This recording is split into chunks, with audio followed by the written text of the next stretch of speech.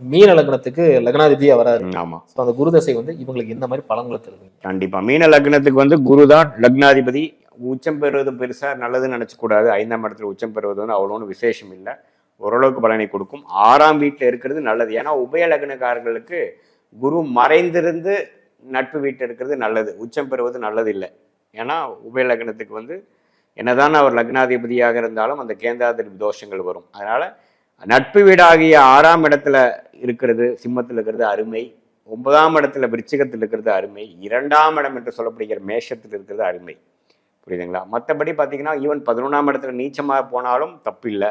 10ஆம் இடத்துல ஆட்சி பலமோடு இருக்கும்பொழுது லக்னாதிபதியே தனுசில் இருக்கும்போது அப்பழுக்கற்ற கேரக்டராக இருப்பாங்க. நம்ம இன்னசென்ட் பீப்புள்னு சொல்லுவோம் பார்த்தீங்களா? லக்னமே குரு. இந்த லக்னாதிபதியாச்சும் போய் ஒரு இடத்துல தந்திரமான ஒரு வீட்டில் இருப்பார், பார்த்தா அவரும் போய் தனுசில் கொண்டுப்பார்.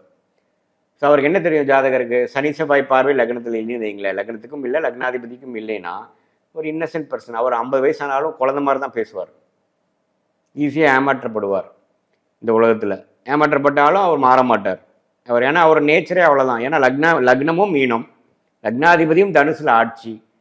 இது மாதிரி நிறைய நபர்களை பார்த்துருக்கேன். அவங்க ஒரு தனி உலகத்தில் வாழ்ந்துட்டு இருப்பாங்க. அவங்களுக்குன்னு ஒரு ஃபிலாசபி, ஆன்மீகம் அப்படி தான் இருப்பாங்க. இந்த கமர்ஷியல் விஷயத்துக்குள்ளே வரமாட்டாங்க.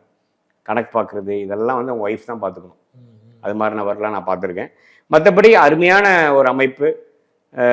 அதே மாதிரி ஆட்சி உச்சம் பொறுத்து நல்ல பலன்கள் கொடுக்குது. சுக்கிரனோட வீட்டில் போகிறப்ப டிஸ்டர்ப் ஆவார். என்னதான் சுக்கிரன் சுபகிரகமாக இருந்தாலும் 3ஆம் இடத்துல இருக்கிறப்போ நம்ம ஸ்டேபிள் கேரக்டர், நம்ம அறிவில் உச்சத்தில் இருக்காங்கன்னு சொல்ல முடியாது. அதே சமயத்தில் 8ஆம் வீட்டில் துலாமில் போய் குரு 8ல் மறைஞ்சு பகை வீட்டில் இருக்கும் பொழுது ஜாதகரே குரு திசையில் நிறைய பிரச்சனைகள், டிவோர்ஸ் ஆகிறது, குடும்பத்தில் மிட் லைஃப் கிரைசிஸ்ன்னு சொல்லக்கூடிய குழந்தைகளும் இல்லை, ஃபேமிலியும் இல்லை, வேலையும் போச்சுன்னு சில பேர் வராமல் பார்த்தீங்களா? அது 8ஆம் இடத்துல பகை பெற்ற குரு தசை வரும் பொழுது அது சனியின் பார்வையெல்லாம் பெற்றுட்டாருன்னா ஒன்றுமே பாவத்துவம் ஆயிடுது. ஸோ அதனால் குரு லக்னாதிபதி ஓரளவுக்கு ஜாதகரை தூக்கி எடுக்க தான், அவரை வெற்றி பெற தான் பார்ப்பார். பட் அவர் இருக்கக்கூடாத இடத்துல போய் மாட்டிக்கிட்டு இல்லாத பொழுது அந்த பலனை அவர் அனுபவிச்சு தான் அது வந்தாகணும். அத்தகைய ஒரு பலனை தான் குரு தசை மீன லக்னக்காரர்களுக்கு கொடுக்கும்.